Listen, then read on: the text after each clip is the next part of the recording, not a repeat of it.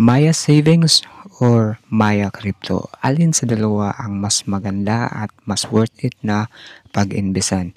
So sa video na ito, maglalagay tayo ng 500 pesos para sa Maya Savings at 500 pesos din para sa Maya Crypto.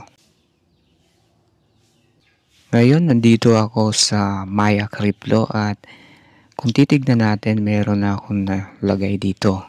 Pero ang pipiliin natin ngayon para lagyan ng 500 pesos ay ang Bitcoin or BTC. So ito yung current price ng BTC ngayon at bibili tayo ng 500 pesos.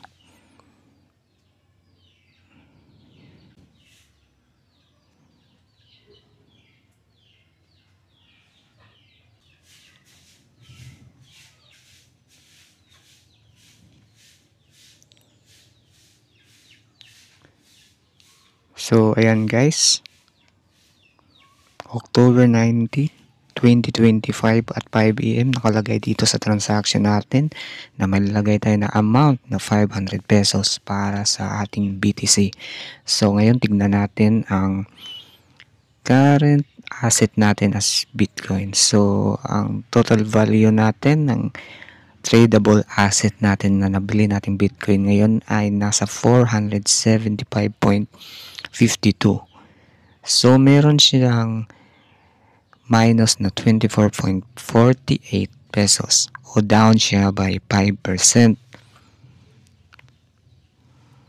Ngayon pumunta naman tayo sa savings. So dito sa savings wala pa akong nilagay kaya ito.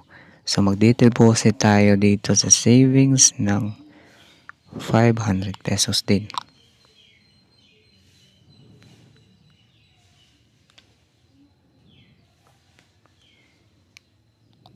So ngayon, tignan natin yung receipt. Ito yon.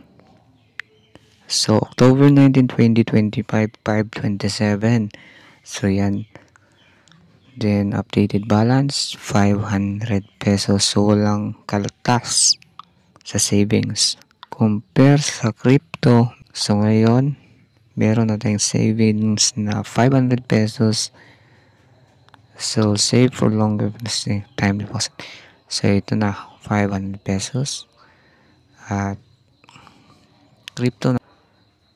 So BTC, ito meron total cost tayo na 500 pesos at ang current value ngayon ng ating BTC ay 475.26. So